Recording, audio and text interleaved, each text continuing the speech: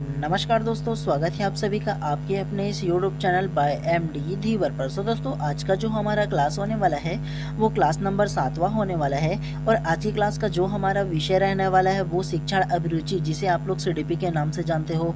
और आज की क्लास का जो टॉपिक रहने वाला है वो हमारा RTE 2009 है।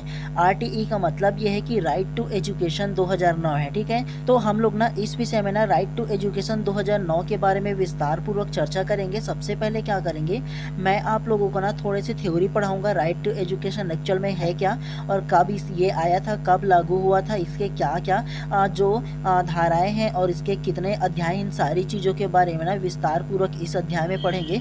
और उसके बाद ना टोटल मैं आप लोगों से ना 15 से 20 आप लोगों को ना क्वेश्चन कराऊंगा, ठीक है। तो ध्यानपूर्वक आप लोग पढ़िएगा, ठीक है। और एक बात आप लोग याद रखिए, ये जो हमारा जो टॉपिक है ना RTE 2009 मतलब राइट टू एजुकेशन 2009 ना, तो प्रत्येक वर्ष इसमें से क्वेश्चन पूछा जाता है। क्योंकि एक शिक्षक होने के नाते आप RTE 2009 मतलब राइट टू एजुकेशन 2009 के बारे में कितना अवेयर हो, इसलिए ज़्यादा क्वेश्चन इस प्रकार से पूछा जाता है। तो आप लोग ध्यानपूर्वक इसको पढ़िएगा, ठीक है। और इसको पढ़ने के बाद ना इसका जो पूरा PDF रहेगा ना वो मैं अपने टेलीग्राम चैनल पर डाल दूंगा।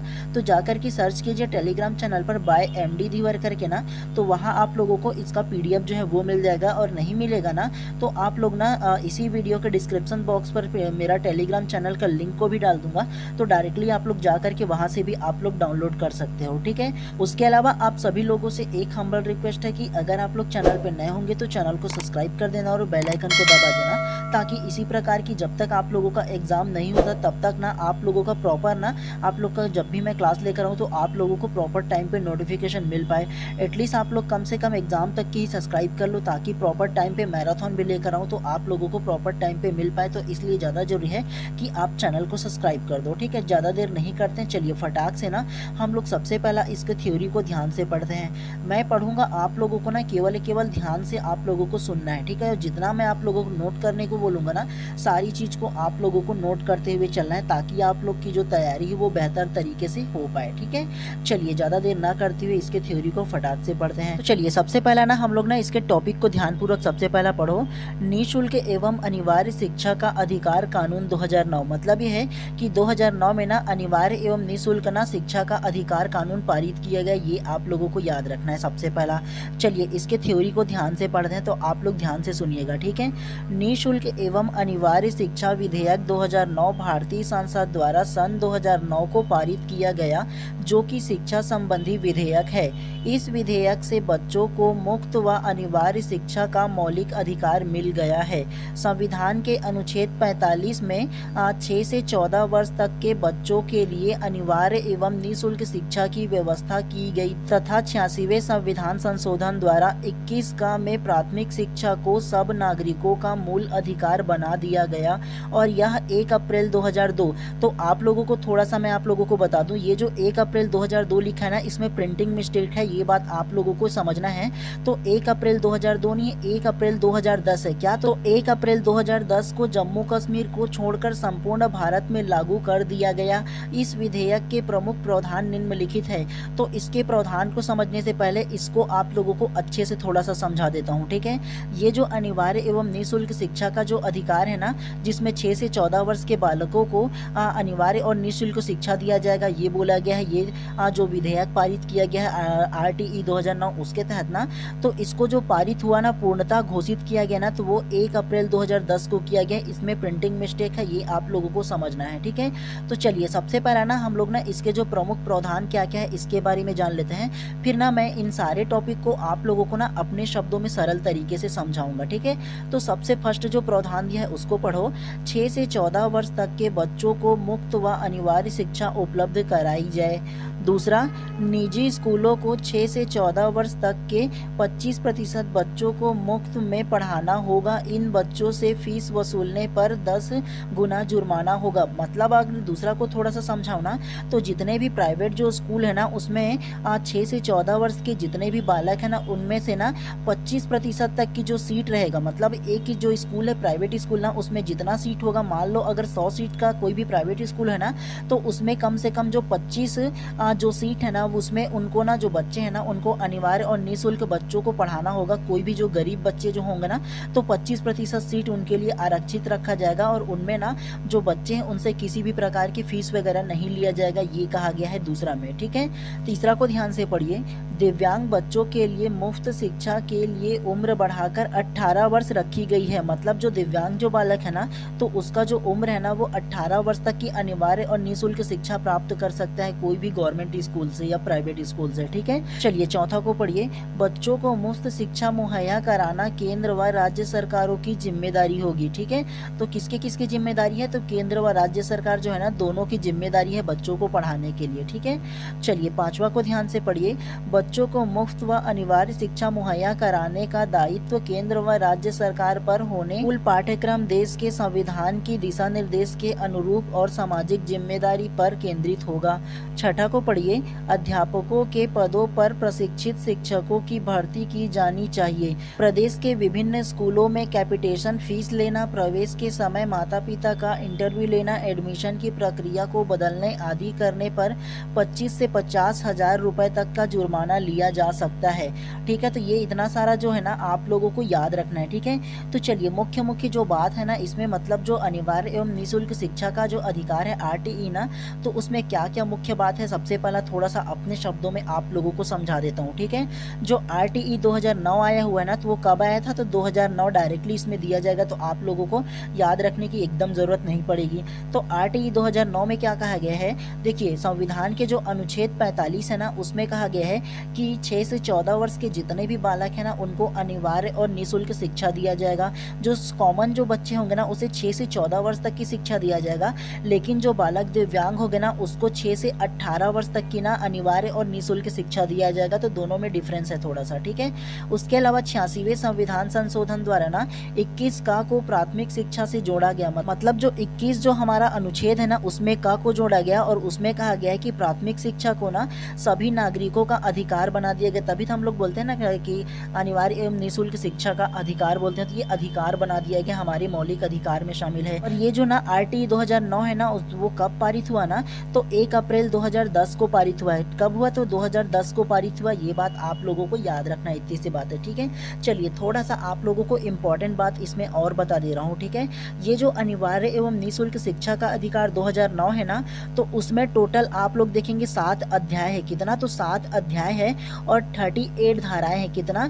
तो 7 अध्याय और 38 धाराएं हैं। ये जो अनिवार्य एवं निःशुल्क शिक्षा का अधिकार दिया गया है ना, जो फाइल ना, तो उसमें इतनी जो 7 अध्याय और 38 धारा दिया गया है, ये आप लोगों को याद रखना है, पूछा जाता है इसमें। ठीक है, और इसके अलावा एक चीज आप लोगों को और बता दे रहा हूँ। ये जो अनिवार्य और निःशुल्क शिक्षा का अधिकार 2009 दिया है ना, तो इसमें शिक्षक और छात्र का रेशियो दिया है, मतलब अनुपात दिया है। तो इसमें क्या है, जो अनुपात है वो प्रति 30 बच्चों पर एक शिक्षक का रखना अनिवार्य रखा गया है। ठीक है, अभी का शेड्यूल चाहे जैसा भी बिगड़ गया है, हम लोग जानते हैं छत्तीसगढ़ में किस प्रकार से एकदम अलग अलग प्रकार से चल रहा है युक्तिकरण दुनिया भर का, उन सारी चीज को है ना। तो जो देखो आरटीई 2009 में ना जो दिया गया है ना, वो प्रति 30 बच्चों पर एक शिक्षकों का होना अनिवार्य है। अगर 30 से 31 भी बालक हो जाएंगे ना, तो 2 शिक्षक रखना पड़ेगा। ठीक है, तो ऐसे रेशियो दिया गया है 2009 के जो दस्तावेज है उसमें कहा गया है। ये आप लोगों को इंपॉर्टेंट है, याद रखना है। ठीक है, चलिए अब हम लोग प्रश्न क्रमांक फर्स्ट को ध्यान से पढ़ते हैं। इतना ही थ्योरी आप लोगों को पढ़ना था। ठीक है, चलिए प्रश्न क्रमांक फर्स्ट को ध्यान से पढ़िए। शिक्षा का अधिकार अधिनियम 2009 के अनुसार एक विशेष कक्षा में बच्चों का नामांकन किसके आधार पर प्रस्तावित किया गया है? ऑप्शन ए बच्चों की सामाजिक आर्थिक स्थिति, ऑप्शन बी बच्चे की आयु, ऑप्शन सी माता पिता की शिक्षा या ऑप्शन डी बच्चे की क्षमता। तो क्या इसका आंसर होगा बताइए सबसे पहले आप।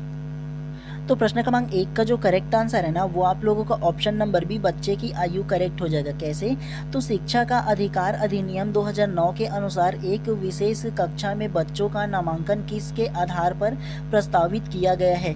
तो देखो आप लोगों ने अक्सर देखा होगा कि जो बालक जो होते हैं ना, मान लो कई बालक ऐसे होते हैं कुछ कारण वो पढ़ नहीं पाता ना, तो उसकी आयु अगर 10 वर्ष हो जाता है, तो आप लोगों ने देखा होगा कि 10 वर्ष की आयु में जो बालक अगर पहली भी कक्षा दूसरी भी कक्षा नहीं पढ़ा है ना, तो उसको डायरेक्टली चौथी कक्षा में भर्ती कर दिया जाता है आयु के अनुसार, क्योंकि RTE 2009 राइट टू एजुकेशन 2009 में कहा गया है कि आयु के अनुसार मतलब बच्चे की जितनी आयु है ना उसके अनुसार उसको उचित कक्षा में दाखिला दिया जाएगा। ये RTE 2009 मतलब राइट टू एजुकेशन 2009 ना कहा गया है, जो शिक्षा का अधिकार अधिनियम है उसमें। ठीक है, आप लोगों ने देखा भी होगा और सुना भी होगा। तो ये जो प्रश्न क्रमांक 1 का जो करेक्ट आंसर है ना ऑप्शन नंबर बी जो है, बच्चे की आयु के अनुसार ना नामांकन दिया जाएगा मतलब एडमिशन दिया जाएगा। ये बात आप लोगों को याद रखना है। ठीक है, बच्चे की क्षमता के अनुसार नहीं होगा, माता पिता की शिक्षा के अनुसार नहीं होगा और बच्चे की सामाजिक आर्थिक स्थिति देख करके एडमिशन नहीं दिया जाएगा, केवल बच्चे की आयु को देख करके दिया जाता है। तो ये बात आप लोगों को याद रखना है। ठीक है, चलिए प्रश्न क्रमांक 2 को ध्यान से पढ़िए। शिक्षा का अधिकार अधिनियम 2009 की कौन सी धारा शिक्षक के कर्तव्य से संबंधित है? ऑप्शन ए धारा 4, ऑप्शन बी धारा 21, ऑप्शन सी धारा 24 या ऑप्शन डी धारा 8। तो क्या इसका आंसर होगा बताइए सबसे पहले आप। तो प्रश्न क्रमांक 2 का जो करेक्ट आंसर है ना वो आप लोगों का ऑप्शन नंबर सी धारा 24 करेक्ट हो जाएगा। कैसे? शिक्षा का अधिकार अधिनियम 2009 की कौन सी धारा शिक्षक के कर्तव्य से संबंधित है? तो धारा जो 24 है ना उसमें शिक्षक से संबंधित कर्तव्यों का जिक्र दिया गया है कि प्रॉपर टाइम पे जो एक शिक्षक है वो स्कूल पहुंचना चाहिए, स्कूल पहुंचने के बाद ना इतने से इतने घंटे उसको पढ़ाना है, ये बोला गया है। और साथ में ना जो स्कूल का जितने भी मैनेजमेंट करना है ना, क्या क्या करना है, सारा चीज़ ये धारा 24 में दिया गया है। तो ये बात आप लोगों को याद रखना है। ठीक है, चलिए उसके अलावा ना धारा 4 में क्या है थोड़ा सा आप लोग ये जान लो। तो धारा 4 में ना बच्चों के लिए ना विशेष प्रावधान दिए गए हैं जिनमें प्रारंभिक शिक्षा नहीं मिल पाया है। मतलब ये है कि धारा 4 में उन बच्चों का जिक्र किया गया है जिसको प्रारंभिक शिक्षा जो होता है ना 1ली से 5वीं तक की ना या 1ली से 8वीं तक की, तो उसमें उनको ना दाखिला नहीं मिल पाया किसी कारणवश ना, तो ये उसके लिए प्रॉपर अधिकार दिया गया है उसके शिक्षा प्रारंभिक शिक्षा के लिए। तो ये बात आप लोगों को याद रखना है धारा 4 के संबंध में। उसके अलावा धारा 8 में क्या दिया गया है ये आप लोग थोड़े से जान लो। धारा 8 में बोला गया है कि जो सरकार है ना उसका कर्तव्य है कि प्रत्येक बच्चों को ना उसके आसपास के जो 1 किलोमीटर के अंदर जो स्कूल है ना उसमें बच्चों को अनिवार्य एवं निःशुल्क शिक्षा प्रदान करना और स्कूल में दाखिला प्रदान करना गवर्नमेंट का ये जो है ना वो उसका कर्तव्य दिया गया है। तो इसका जिक्र किया गया है धारा 8 में। चलिए उसके अलावा ये जो धारा 21 है उसमें क्या दिया गया है ये जान लो। तो धारा 21 में ना प्रत्येक स्कूल में ना SMC का गठन मतलब स्कूल मैनेजमेंट जो सिस्टम है ना, स्कूल प्रबंधन समिति जिसे हम लोग कहते हैं, तो उसका किस प्रकार से गठन होगा, कौन इसमें अध्यक्ष होगा, कितने सदस्य होंगे, इन सारी चीज का जिक्र ना धारा 21 में दिया गया है। तो ये बात आप लोगों को याद रखना है। तो इस प्रकार से प्रश्न क्रमांक 2 का जो करेक्ट आंसर है ना ऑप्शन नंबर सी धारा 21 ना जो शिक्षा के लिए प्रमुख जो कर्तव्य दिए गए हैं ये बात आप लोगों को याद रखना है। इन सारी चीजों को बताने का मतलब यह है कि आप लोगों को थोड़ा थोड़ा इन सभी के बारे में नॉलेज हो सके। ठीक है, चलिए नेक्स्ट प्रश्न को इसी प्रकार से पढ़ते हुए चलते हैं। चलिए प्रश्न क्रमांक 3 को ध्यान से पढ़िए। राष्ट्रीय माध्यमिक शिक्षा अभियान कब शुरू की गई थी? Option A 2009, option B 2012, option C 2001 या ऑप्शन डी 2000। तो क्या इसका आंसर हो सकता है बताइए सबसे पहला आप। तो प्रश्न क्रमांक 3 का जो करेक्ट आंसर है ना वो आप लोगों का ऑप्शन नंबर है 2009 करेक्ट हो जाएगा। कैसे? राष्ट्रीय माध्यमिक शिक्षा अभियान कब शुरू की गई थी ये बोला है ना। तो राष्ट्रीय माध्यमिक जो शिक्षा अभियान है ना वो 2009 को शुरू किया गया था, ये बात आप लोगों को याद रखना है। तो इस प्रकार से प्रश्न क्रमांक 3 का जो करेक्ट आंसर है ऑप्शन नंबर ए जो है ना वो आप लोगों का करेक्ट हो जाएगा। चलिए नेक्स्ट प्रश्न को इसी प्रकार से फिर से पढ़ते हुए चलते हैं। चलिए प्रश्न क्रमांक 4 को ध्यान से पढ़िए। निःशुल्क और अनिवार्य बाल शिक्षा के अधिकार के तहत किस धारा के अंतर्गत गैर सरकारी स्कूल को अपनी पहली कक्षा में कुल छात्रों की संख्या के 25% हिस्से में कमजोर वर्ग और असुविधा समूह के बच्चों को प्रवेश देने का प्रावधान है? ऑप्शन ए अधिनियम 2009 के धारा 12(1) ग, ऑप्शन बी अधिनियम 2009 की धारा 11, ऑप्शन सी अधिनियम 2009 की धारा 14 या ऑप्शन डी इनमें से कोई नहीं। तो क्या इसका आंसर होगा बताइए सबसे पहले आप एटलीस्ट गेस तो कीजिए क्या इसका आंसर हो सकता है। तो प्रश्न क्रमांक 4 का जो करेक्ट आंसर है वो आप लोगों का ऑप्शन नंबर ए करेक्ट हो जाएगा। अधिनियम 2009 की धारा 12(1) का करेक्ट हो जाएगा। कैसे? तो निःशुल्क और अनिवार्य बाल शिक्षा के अधिकार के तहत धारा के अंतर्गत मतलब किस धारा के अंतर्गत ना गैर सरकारी स्कूलों में 25% जो कमजोर वर्ग के जो बालक है ना तो उसको प्रवेश देने का प्रावधान रखा गया है बोला है ना। तो वो जो अधिनियम 2009 की धारा जो 12(1) ग है ना तो उसमें उल्लेख किया गया है, ये बात आप लोगों को याद रखना है। और मैंने आप लोगों को थ्योरी पढ़ाते वक्त भी बताया था ना कि जितने भी हम लोग के जो प्राइवेट स्कूल है ना उसमें जितने भी सीट रहेंगे, मान लो अगर कि 100 सीट रहेंगे ना तो 100 सीट में से 25 जो सीट रहेगा ना वो जो बालक कमज़ोर वर्ग के रहेंगे ना तो उसके लिए आरक्षित रखा जाएगा। तो उसमें ना जो कमज़ोर वर्ग के बालक है उसको अनिवार्य और निःशुल्क शिक्षा उसमें दिया जाएगा। मतलब प्राइवेट स्कूल में भी ना उसको प्रवेश से वंचित नहीं किया जाएगा और किसी प्रकार की फ़ीस भी नहीं लिया जाएगा। ये जो 25% रहेगा वो और इसका जो फ़ीस है ना वो सरकार जो है ना वो वहन करती है, मतलब सरकार देती है इसके फ़ीस के लिए पैसे जो होते हैं उसको। तो प्रत्येक जो प्राइवेट स्कूल है ना तो उसमें 25% सीट जो है ना वो आरक्षित रखा जाता है। और ये जो आरक्षण जो है ना वो जो अधिनियम 2009 है ना, मतलब RTE 2009 की धारा 12 के अंतर्गत वो आता है, उसमें उल्लेखित है। आप लोगों को ये याद रखना है, ठीक है। चलिए उसके अलावा ऑप्शन नंबर बी, अधिनियम 2009 की जो धारा 11 है ना तो उसमें क्या है, सबसे पहला आप लोग ये जान लो।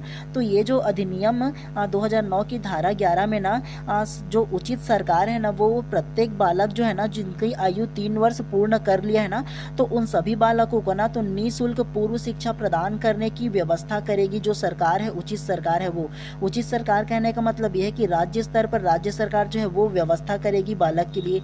आप लोगों ने सुना होगा कि जैसे ही बालक 3 वर्ष होता है तो वो जो बालक है ना वो आंगनबाड़ी चल देता है पढ़ने के लिए, ज़्यादा कुछ पढ़ता नहीं, खेलता रहता है और उसमें ना उसको पूर्व शिक्षा थोड़े थोड़े ज्ञान जो है वो दिया जाता है आंगनबाड़ी में, है ना। तो वो 3 वर्ष की आयु के बाद जो बालक है वो जाता है और इसकी व्यवस्था जो है सरकार है ना वो उचित रखता है उसको पढ़ाने के लिए, ताकि जब बालक जब वो 6 वर्ष पूर्ण कर लेना तब उनको प्रारंभिक जो शिक्षा है वो दिया जा सके और प्रारंभिक शिक्षा का जो बेस है वो बढ़िया तरीके से बन पाए। तो इसीलिए ना धारा 11 में जो अधिनियम 2009 है उसमें उल्लेख किया गया है। तो ये भी बात आप लोगों को याद रखना है, ठीक है। चलिए उसके अलावा ऑप्शन नंबर सी, अधिनियम 2009 की धारा 14 में क्या है ये जान लो।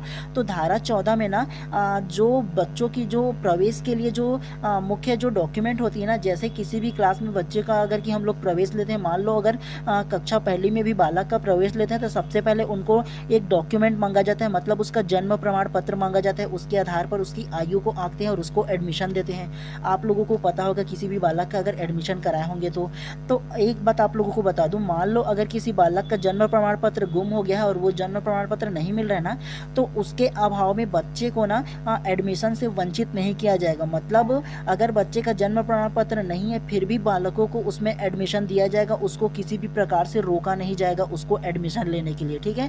तो ये जो अनिवार्यता है उसको समाप्त कर दिया गया है, ठीक है। ये जो धारा 14 है ना उसमें उल्लेख किया गया है कि जन्म प्रमाण पत्र के अभाव में बालक को एडमिशन लेने से वंचित नहीं किया जाएगा, ये बोला गया है, ठीक है। तो इन सारी चीज़ों को आप लोगों को याद रखना है। सारे को बताने का मेरा मतलब हमेशा ये रहता है कि आप लोगों को थोड़ी थोड़ी नॉलेज इन सारी धाराओं के बारे में हो, ठीक है। तो इसीलिए मैं आप लोगों को बताते रहता हूँ। चलिए नेक्स्ट प्रश्न को इसी प्रकार से फिर से पढ़ते हुए चलते हैं। चलिए प्रश्न क्रमांक 5 को ध्यान से पढ़िए। RTE एक्ट 2009 में अध्याय व धाराएं है। ऑप्शन ए 10 व 38, ऑप्शन बी 7 व 2, ऑप्शन सी 7 व 38 या ऑप्शन डी इनमें से कोई नहीं। तो क्या इसका आंसर होगा बताइए सबसे पहले आप। और मैं आप लोगों को बताया भी था थ्योरी में, आप लोगों को इसके बारे में थोड़ा सा हिंट दे रहा हूँ। तो क्या इसका आंसर होगा बताइए सबसे पहले आप। तो प्रश्न क्रमांक 5 का जो करेक्ट आंसर है ना वो आप लोगों का ऑप्शन नंबर सी करेक्ट हो जाएगा, 7 व 38 करेक्ट हो जाएगा। कैसे? तो RTE act 2009 right to education 2009 में ना अध्याय व धाराएं बोला है। तो मैंने आप लोगों को अपना थ्योरी पढ़ाते वक्त ही बताया था ना कि जो ये जो RTE 2009 है उसमें 7 जो अध्याय है वो है और टोटल 38 धाराएं हैं बोल करके मैंने आप लोग को बताया था ना जो थ्योरी पढ़ा था उसमें। तो इस प्रकार से प्रश्न क्रमांक 5 का जो करेक्ट आंसर है ऑप्शन नंबर सी करेक्ट हो जाएगा। 7 अध्याय और 38 धारा है RTE एक्ट 2009 में। तो ये बात आप लोगों को याद रखना है, हमेशा ऐसे प्रश्न पूछा जाता है, ठीक है। चलिए नेक्स्ट प्रश्न को फिर से पढ़ते हुए चलते हैं। चलिए प्रश्न क्रमांक 6 को ध्यान से पढ़िए। RTE एक्ट 2009 राज्यसभा में कब पारित किया गया? ऑप्शन ए 4 अगस्त 2009, ऑप्शन बी 20 जुलाई 2010, ऑप्शन सी 4 अगस्त 2010 या ऑप्शन डी 20 जुलाई 2009। तो क्या इसका आंसर होगा बताइए सबसे पहले आप। प्रश्न क्रमांक 6 का जो करेक्ट आंसर है ना वो आप लोगों का ऑप्शन नंबर डी 20 जुलाई 2009 करेक्ट हो जाएगा। कैसे? तो आरटीई एक्ट 2009 राज्यसभा में कब पारित किया गया बोले है ना, तो आरटीई जो 2009 है ना वो राज्यसभा में 20 जुलाई 2009 को पारित किया गया है। ये बात आप लोगों को याद रखना है। तो इस प्रकार से प्रश्न क्रमांक 6 का जो करेक्ट आंसर है ऑप्शन नंबर डी जो है वो आप लोगों का करेक्ट हो जाएगा। चलिए नेक्स्ट को इसी प्रकार से फिर से पढ़ते हुए चलते हैं। छोटा छोटा है लेकिन ध्यानपूर्वक पढ़िए, ऐसे फैक्चुअल प्रश्न पूछा जाता है। ठीक है, चलिए प्रश्न क्रमांक 7 को ध्यान से पढ़िए। आरटीई एक्ट 2009 के तहत प्राथमिक विद्यालय की दूरी निर्धारित की गई है। Option A 1 kilometre, option B 2 kilometre, option C 3 kilometre या ऑप्शन डी 5 किलोमीटर। तो क्या इसका आंसर होगा बताइए सबसे पहले आप। तो प्रश्न क्रमांक 7 का जो करेक्ट आंसर है ना वो आप लोगों का ऑप्शन नंबर है 1 किलोमीटर करेक्ट हो जाएगा। कैसे? तो आरटीई एक्ट 2009 के तहत ना प्राथमिक विद्यालय की दूरी निर्धारित की गई है बोला है। तो जो आरटीई 2009 है ना उसमें कहा गया है कि पहली से 5वीं तक की जो कक्षा है ना वो 1 किलोमीटर के अंदर, मतलब प्रत्येक गाँव में 1 किलोमीटर के अंदर जो रहेगा ना वो प्राथमिक जो विद्यालय है वो उपलब्ध कराया जाएगा। ये आरटीई एक्ट 2009 में कहा गया है। ये बात आप लोगों को याद रखना है। और आप लोगों ने अगर ऑब्जर्व किया होगा ना तो आप लोग देखे होंगे कि आपके मोहल्ले में, आपके गांव में 1 किलोमीटर के अंदर ही आप लोगों को प्राथमिक स्कूल देखने को मिलेंगे। तभी ना जी आप लोग को देखने को मिलता है कि सबसे ज़्यादा जो वैकेंसीज वगैरह जो आता है वो प्राथमिक विद्यालय में ज़्यादा आता है, क्योंकि प्रत्येक 1 किलोमीटर के अंदर हर एक स्कूल, हर गाँव में, हर मोहल्ले में आप लोगों ने देखा होगा स्कूल को।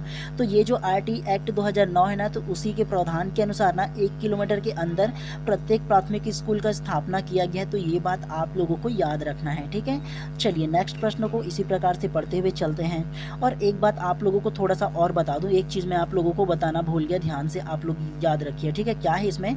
तो ये जो ना ऑप्शन नंबर सी जो दिया 3 किलोमीटर ना, तो वो जो है ना वो जो मिडिल स्कूल है उसमें दिया गया है। मतलब 6 से कक्षा 6वीं से 8वीं तक की जो बालक है ना, जो उसका विद्यालय है, मतलब जो पूर्व माध्यमिक विद्यालय है ना, वो 3 किलोमीटर के अंदर एक माध्यमिक विद्यालय की स्थापना किया जाएगा। ये भी आरटीई एक्ट 2009 में बोला गया है। ठीक है, इसमें नहीं दिया गया लेकिन आप लोगों को एडिशनल बता दे रहा हूँ ताकि आप लोगों को याद रहे। प्राथमिक जो विद्यालय है वो 1 किलोमीटर के अंदर होगा और माध्यमिक जो विद्यालय है, मतलब कक्षा 6वीं से 8वीं तक की जो विद्यालय है, मिडिल स्कूल ना, वो 3 किलोमीटर के अंदर होगा। ये बात आप लोगों को याद रखनी है। ठीक है, चलिए अब नेक्स्ट प्रश्न को पढ़ते हुए चलते हैं। चलिए प्रश्न क्रमांक 8 को ध्यान से पढ़िए। शिक्षा का अधिकार अधिनियम 2009 को लागू करने का उद्देश्य था। ऑप्शन ए शिक्षा को मूल अधिकार बनाने के लिए, ऑप्शन बी छात्र को गुणवत्तापूर्ण शिक्षा उपलब्ध कराने के लिए, ऑप्शन सी भारत की साक्षरता दर को बढ़ाने के लिए या ऑप्शन डी निजी शिक्षा को बढ़ावा देने के लिए। तो क्या इसका आंसर होगा बताइए सबसे पहले आप। तो प्रश्न क्रमांक 8 का जो करेक्ट आंसर है ना वो आप लोगों का ऑप्शन नंबर बी करेक्ट हो जाएगा। छात्रों को गुणवत्तापूर्ण शिक्षा उपलब्ध कराने के लिए करेक्ट हो जाएगा। कैसे? तो शिक्षा का अधिकार अधिनियम 2009 को लागू करने का उद्देश्य था बोला है। तो ये जो आरटीई 2009 है ना तो उसको लागू करने का जो उद्देश्य था ना वो छात्रों को गुणवत्तापूर्ण शिक्षा उपलब्ध कराने के लिए जो आरटीई 2009 वो लागू किया गया था। ये बात आप लोगों को याद रखना है। तो इस प्रकार से प्रश्न क्रमांक 8 का जो करेक्ट आंसर है ऑप्शन नंबर बी जो है वो आप लोगों का करेक्ट हो जाएगा। चलिए प्रश्न क्रमांक 9 को ध्यान से पढ़िए। आरटीई एक्ट 2009 के बारे में कौन सा कथन असत्य है, मतलब जो गलत है आप लोगों को वो बताना है। ऑप्शन ए यह अधिनियम लागू होते समय जम्मू कश्मीर राज्य में लागू नहीं हुआ था। ऑप्शन बी यह अधिनियम राष्ट्रीय ज्ञान आयोग की सिफारिश पर लाया गया था। ऑप्शन सी इस अधिनियम में छात्रों के अधिकारों के साथ साथ शिक्षकों, अभिभावकों और सरकार के दायित्व को भी निर्धारित किया गया है। या ऑप्शन डी यह अधिनियम 6 से 18 वर्ष तक के बच्चों के लिए निःशुल्क शिक्षा का प्रावधान करता है। तो क्या इसका आंसर होगा बताइए सबसे पहले आप। तो प्रश्न क्रमांक 9 का जो करेक्ट आंसर है ना वो आप लोगों का ऑप्शन नंबर डी जो है वो आप लोगों का करेक्ट हो जाएगा। कैसे? तो सबसे पहला प्रश्न क्रमांक 9 को ध्यान से पढ़ो। आरटीई एक्ट 2009 के बारे में कौन सा कथन गलत है बोला है, मतलब असत्य है ये बोला है। तो असत्य कथन ऑप्शन नंबर डी ना हो जाएगा जी। यह अधिनियम 6 से 18 वर्ष तक के बच्चों के लिए निःशुल्क शिक्षा का प्रावधान करता है। मैंने आप लोगों को बताया था कि 6 से 14 वर्ष के जो बालक है ना उसको अनिवार्य और निःशुल्क शिक्षा दिया जाएगा, ये आप लोगों का करेक्ट हो जाएगा। अब आप लोग बोलोगे कि सर आपने तो जो दिव्यांग बालक है उसके लिए भी बताया था, तो यहाँ बस कहाँ दिव्यांग लिखा है? सबसे पहले आप लोग ये बताओ। अगर यहाँ लिखा जाता ना कि यह अधिनियम दिव्यांग बालकों के लिए 6 से 18 वर्ष तक की अनिवार्य और निःशुल्क शिक्षा का प्रावधान करता है, तब ये करेक्ट होता। लेकिन इसमें दिव्यांग किसी प्रकार के शब्द का प्रयोग ही नहीं किया गया है। और एक जो नॉर्मल जो बच्चे हैं ना, तो उसके लिए 6 से 14 वर्ष तक की जो उम्र है ना, तो उसमें अनिवार्य और निःशुल्क शिक्षा की बात की गई है, जो नॉर्मल बच्चे हैं उसके लिए। लेकिन जो दिव्यांग बालक है उसके लिए 6 से 18 वर्ष बोला गया, लेकिन दिव्यांग शब्द का उपयोग किया जाता तब ये करेक्ट होता। लेकिन असत्य कथन छांटिए बोला है इसमें, तो असत्य कथन ही ना हो जाएगा जी ये वाला, और बाकी ये जो ऑप्शन ए है वो सत्य हो जाएगा। मैंने आप लोग को थ्योरी में बताया था ना कि जम्मू कश्मीर में लागू नहीं हुआ था शुरुआती में, जो 1 अप्रैल 2010 को ये जो अधिनियम वो लागू हुआ था उस समय, तो जम्मू कश्मीर को छोड़कर लागू हुआ था, ठीक है। और ये जो है ना वो राष्ट्रीय ज्ञान आयोग की सिफारिश से लाया गया था, ये भी करेक्ट है। उसके अलावा सी अधिनियम छात्रों के अधिकारों के साथ साथ शिक्षा के अधिकारों को भी उसके दायित्व और निर्वहन करने के लिए बोला गया है। जो सरकार का दायित्व है वो, और अभिभावक का दायित्व क्या है वो, और शिक्षकों का दायित्व, वो सारी चीज़ों के बारे में जिक्र किया गया है। तो ये तीनों की तीनों ABC है वो करेक्ट हो जाएगा, लेकिन ऑप्शन नंबर डी जो है वो गलत हो जाएगा। तो आप लोगों को ये याद रखना है, ठीक है। चलिए प्रश्न क्रमांक 10 को ध्यान से पढ़िए। RTE अधिनियम 2009 में अध्यापकों से संबंधित प्रावधान नहीं है। ऑप्शन ए, अध्यापक पात्रता परीक्षा टेट उत्तीर्ण करना अनिवार्य होगा। ऑप्शन बी, अध्यापकों से गैर शैक्षणिक कार्य नहीं कराया जाएगा। ऑप्शन सी, अध्यापक निजी शिक्षण का कार्य नहीं करेगा। या ऑप्शन डी, कक्ष में मोबाइल उपयोग करने पर प्रतिबंध रहेगा। तो क्या इसका आंसर होगा बताइए सबसे पहले आप। तो प्रश्न क्रमांक 10 का जो करेक्ट आंसर है वो आप लोगों का ऑप्शन नंबर डी जो है वो करेक्ट हो जाएगा। कैसे? कक्ष में मोबाइल उपयोग पर प्रतिबंध रहेगा। तो मोबाइल उपयोग पर प्रतिबंध कहाँ जिक्र किया गया है? जी हाँ, RTE 2009 में। और क्या प्रावधान नहीं है बोला है, मतलब अध्यापकों से जो एक टीचर है ना उससे संबंधित क्या प्रावधान नहीं है बोला है, गलत है पूछा गया है। तो ऑप्शन नंबर डी कहाँ जिक्र था जी? RTE 2009 में। किसी प्रकार की मोबाइल चलाने से प्रतिबंधित ऐसा थोड़ी ना बोला गया है, तो नहीं बोला गया है। और इसमें गलत को छांटिए बोला, तो ऑप्शन नंबर डी जो है वो गलत हो जाएगा। बाकी देखोगे ऑप्शन नंबर ए, तो प्रत्येक जो शिक्षक है ना उसको टेट जो ना राज्य का जो टेट एग्जाम है ना, मतलब शिक्षक पात्रता परीक्षा जो होता है उसको पास करना अनिवार्य होता है, ये पता होगा। उसके अलावा ये जो है ना अध्यापकों को गैर शैक्षणिक कार्य नहीं करवाया जाएगा, मतलब जो शिक्षा से संबंधित जो है ना सिर्फ वही कराया जाएगा, दूसरा किसी काम नहीं कराया जाएगा। उसके अलावा अध्यापकों को निजी जो शिक्षण है वो कार्य नहीं करेंगे, मतलब जो कोचिंग वगैरह जो होता है ना वो बिल्कुल पर्सनल नहीं खोल सकती ये जो शिक्षक है वो। तो ये तीनों की तीनों करेक्ट हो जाएगा, लेकिन गलत ऑप्शन नंबर डी हो जाएगा, ठीक है। चलिए प्रश्न क्रमांक 11 को ध्यान से पढ़िए। राइट टू एजुकेशन एक्ट के अंतर्गत प्रावधान है। ऑप्शन ए, यह अधिनियम सरकार द्वारा वित्त पोषित सभी विद्यालयों पर लागू होगा। ऑप्शन बी, छात्र से किसी भी प्रकार की कोई प्रति व्यक्ति फीस वसूल नहीं की जाएगी। ऑप्शन सी, अभिभावकों का दायित्व निर्धारित किया गया है कि वे अपने बच्चों को विद्यालय भेजें। या ऑप्शन डी, उपयुक्त सभी प्रावधान शामिल है। तो क्या इसका आंसर होगा बताइए सबसे पहले आप।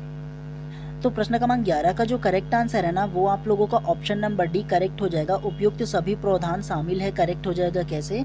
तो राइट टू एजुकेशन एक्ट के अंतर्गत क्या प्रावधान है बोला है ना, तो ऑप्शन ए भी करेक्ट हो जाएगा। यह अधिनियम सरकार द्वारा वित्त पोषित सभी विद्यालय पर लागू होगा, मतलब जो गवर्नमेंट स्कूल है उसमें तो केवल जो सरकार है वही ना उसमें जो सारा चीज़ करता है। जी हाँ, फीस वगैरह देना है, सारा चीज़ मेंटेन करना उसी का काम होता है। उसके अलावा ऑप्शन नंबर बी, छात्रों को किसी भी प्रकार की प्रति व्यक्ति फीस भी नहीं दिया जाता है, तो ये भी करेक्ट हो जाएगा। उसके अलावा ऑप्शन नंबर सी, अभिभावकों का दायित्व निर्धारित किया गया है कि वे अपने बच्चों को विद्यालय भेजे, तो ये भी करेक्ट हो जाएगा, है ना। तो इसमें ए बी सी जो तीनों दिया ना वो सारे के सारे करेक्ट हो जाएगा। तो इस प्रकार से प्रश्न क्रमांक 11 का जो करेक्ट आंसर होगा ना वो आप लोग का ऑप्शन नंबर डी जो रहेगा वो करेक्ट हो जाएगा, ठीक है। चलिए प्रश्न क्रमांक 13 को ध्यान से पढ़िए। प्रश्न क्रमांक 12 आप लोगों को नहीं दिया हूँ, वजह यह होगा कि एक क्वेश्चन रिपीटेड हो गया, सेम हो गया, इसलिए आप लोगों को नहीं दिया हूँ, ठीक है। तो चलिए प्रश्न क्रमांक 13 को ध्यान से पढ़िए। 6 से 14 वर्ष तक के बच्चों को मुफ्त एवं अनिवार्य शिक्षा फ्री एंड कंपलसरी एजुकेशन प्रदान करने का दायित्व है। ऑप्शन ए केंद्र सरकार का, ऑप्शन बी राज्य सरकार का, ऑप्शन सी केंद्र एवं राज्य सरकार का, या ऑप्शन डी शिक्षा आयोग का। तो क्या इसका आंसर होगा बताइए सबसे फर्स्ट। तो प्रश्न क्रमांक 13 का जो करेक्ट आंसर है ना वो आप लोग का ऑप्शन नंबर सी केंद्र एवं राज्य सरकार का करेक्ट हो जाएगा। कैसे? तो 6 से 14 वर्ष के बच्चों को मुफ्त एवं अनिवार्य शिक्षा फ्री एंड कंपलसरी एजुकेशन प्रदान करने का जो दायित्व है वो किसका है बोला है। तो ये जो दायित्व है ना तो वो केंद्र स्तर पर केंद्र सरकार का है और जो राज्य स्तर पर राज्य सरकार का, मतलब दोनों का कंपलसरी जो ना जो दायित्व है वो दिया गया है। तो ये बात आप लोगों को याद रखना है, ठीक है। तो इस प्रकार से प्रश्न क्रमांक 13 का जो करेक्ट आंसर है ऑप्शन नंबर सी जो है वो आप लोगों का करेक्ट हो जाएगा। चलिए नेक्स्ट को फिर से पढ़ते हुए चलते हैं। चलिए प्रश्न क्रमांक 14 को ध्यान से पढ़िए। आरटीई एक्ट 2009 में उल्लेखित प्राथमिक शिक्षा से अभिप्रेरित है। ऑप्शन ए कक्षा 1 से 5 तक, ऑप्शन बी कक्षा 1 से 8 तक, ऑप्शन सी कक्षा 6 से 8 तक या ऑप्शन डी कक्षा 1 से 12 तक। तो क्या इसका आंसर हो सकता है बताइए सबसे पहले आप। तो प्रश्न क्रमांक 14 का जो करेक्ट आंसर है वो आप लोगों का ऑप्शन नंबर बी कक्षा 1 से 8 तक करेक्ट हो जाएगा। कैसे? तो आरटीई एक्ट 2009 में उल्लेखित प्रारंभिक शिक्षा से अभिप्रेरित है, मतलब इसका तात्पर्य है बोला है तो जो प्रारंभिक शिक्षा है वो 1 से 8 तक की ना होगा। जी हाँ, कैसे? तो कक्षा पहली जो होगा, मतलब ये है कि कक्षा जो पहली होगा उसमें एडमिशन कब होता है? तो जब 6 वर्ष की उम्र कंप्लीट कर लेता है, मतलब 6 वर्ष की उम्र में जब बालक पहुँचता है ना तब कक्षा पहली में एडमिशन लेता है और 11 वर्ष के आते आते कक्षा 5वीं में पहुंच जाता है, मतलब कक्षा 5वीं को भी कंप्लीट कर लेता है। उसके अलावा फिर 12 वर्ष की आयु में 12 से 14 वर्ष की जो आयु है ना 12, 13, 14 3 वर्ष की आयु में 6वीं से 8वीं पढ़ेगा। तो आरटीई एक्ट 2009 में क्या बोला गया है? तो आरटीई एक्ट 2009 में कहा गया है ना कि 6 से 14 वर्ष के जितने भी बालक है उसको अनिवार्य और निःशुल्क शिक्षा दिया जाएगा, जो प्रारंभिक शिक्षा है वो। तो 6 से 14 वर्ष में कक्षा पहली से 8वीं तक की ना अध्ययन करेगा। जी हाँ, तो इस प्रकार से प्रश्न क्रमांक 14 का जो करेक्ट आंसर है आप लोगों का ऑप्शन नंबर बी जो है वो आप लोगों का करेक्ट हो जाएगा। चलिए प्रश्न क्रमांक 15 को ध्यान से पढ़िए। आरटीई एक्ट 2009 के तहत बालक के शारीरिक दंड और मानसिक उत्पीड़न का प्रतिषेध संबंधित प्रावधान किस अनुच्छेद या धारा में बताया गया है? ऑप्शन ए धारा 24, ऑप्शन बी धारा 18, ऑप्शन सी धारा 17 या ऑप्शन डी धारा 19। तो क्या इसका आंसर हो सकता है बताइए सबसे पहले आप। तो प्रश्न क्रमांक 15 का जो करेक्ट आंसर है वो आप लोगों का ऑप्शन नंबर सी धारा 17 करेक्ट हो जाएगा। कैसे? तो आरटीई एक्ट के अनुसार ना किसी भी बालक को ना शारीरिक दंड या मानसिक दंड या उत्पीड़न जो है ना वो कोई भी शिक्षक नहीं कर सकता। तो ये किस अनुच्छेद में उल्लेख किया गया है ये पूछा है। तो धारा जो है ना आरटीई एक्ट की जो धारा 17 है उसमें उल्लेख किया गया है, ठीक है। पहले आप लोगों ने देखा होगा कि जो प्रत्येक जो शिक्षक होते हैं ना वो किसी भी बात पर बालकों को बहुत मारते थे, प्रताड़ित करते थे, है ना। तो इस वजह से कई जो बालक है वो स्कूल आना ही छोड़ देते थे, डर में हो चाहे किसी भी प्रकार से घबराहट में हो तो छोड़ देते। तो इसलिए आरटीई एक्ट 2009 में ना ये धारा 17 में शामिल किया गया कि किसी भी शिक्षक को किसी भी स्थिति में बालक को बिल्कुल भी चाहे वो शारीरिक दंड या मानसिक दंड किसी भी प्रकार से नहीं देना है। आप लोगों ने इसी प्रकार की इसी जो अधिकार है उसको देखते हुए आप लोगों ने अधिक बार देखा होगा कि कई जो छात्र है वो शिक्षक के ऊपर केस कर देते हैं। आप लोगों ने देखा होगा वजह धारा 17 में उनको अधिकार दिया गया है कि कोई भी जो शिक्षक है वो बच्चों को मार नहीं सकता है, ठीक है। और अभी तो ये बहुत ही ज़्यादा चल रहा है कि कोई भी शिक्षक हाथ तो बिल्कुल भी नहीं उठा सकता है, ठीक है। तो आप लोगों को शिक्षक बनने के बाद बिल्कुल भी ऐसा कुछ नहीं करना है, ठीक है। तो इस प्रकार से प्रश्न क्रमांक 15 का जो करेक्ट आंसर है ऑप्शन नंबर सी जो है वो आप लोगों का करेक्ट हो जाएगा। चलिए प्रश्न क्रमांक 16 को ध्यान से पढ़िए। निःशुल्क और अनिवार्य बाल शिक्षा का अधिकार अधिनियम को शिक्षा देने का प्रावधान है। ऑप्शन ए 6 से 14 वर्ष तक की आयु, ऑप्शन बी 1 से 10 वर्ष तक की आयु, ऑप्शन सी 8 से 14 वर्ष तक की आयु या ऑप्शन नंबर डी उपयुक्त सभी। तो क्या इसका आंसर होगा बताइए। ये तो इजी है आप लोगों के लिए। तो प्रश्न क्रमांक 16 का जो करेक्ट आंसर है ना वो आप लोगों का ऑप्शन नंबर ए 6 से 14 वर्ष तक की जो आयु है बालक की ना तो उसमें बालकों को अनिवार्य और निःशुल्क शिक्षा देने का जो अधिकार है ना वो आरटीई 2009 में कहा गया है। तो ये बात आप लोगों को याद रखना है। और 6 से 14 वर्ष कहने का मतलब ये है कि कक्षा 1 से कक्षा 8वीं तक की जो बालक है ना उसको अनिवार्य और निःशुल्क शिक्षा दिया जाएगा कक्षा 8वीं तक की, ठीक है। और उसके अलावा जो दिव्यांग बालक जो होंगे ना उसको 6 वर्ष से लेकर के 18 वर्ष तक की ना जो उम्र है उस वहाँ तक की उनको जो अनिवार्य और निःशुल्क शिक्षा दिया जाएगा। जो दिव्यांग बालक है उसके लिए, जो नॉर्मल बालक है उसके लिए 6 से 14 वर्ष तक की दिया जाएगा। ये दोनों बातों को आप लोगों को समझने हैं, ठीक है। तो चलिए आज के क्लास को यहीं पर समाप्त करते हैं। और अगर आप लोग चैनल पर नए होंगे तो चैनल को सब्सक्राइब कर देना और बेल आइकन को दबा देना ताकि इसी प्रकार की जब भी मैं क्लास लेकर आऊँ ना तो सबसे पहले आप लोगों को प्रॉपर टाइम पर नोटिफिकेशन मिले। और नोटिफिकेशन मिले इसलिए ज़्यादा जरूरी है कि आप चैनल को सब्सक्राइब कर दो, ठीक है। चलिए मिलते हैं इसी प्रकार नेक्स्ट क्लास में। और आप लोगों का ना कल से ना मैराथन भी स्टार्ट होने वाला है, तो ध्यान से क्लास को देखिएगा आप लोग, ठीक है।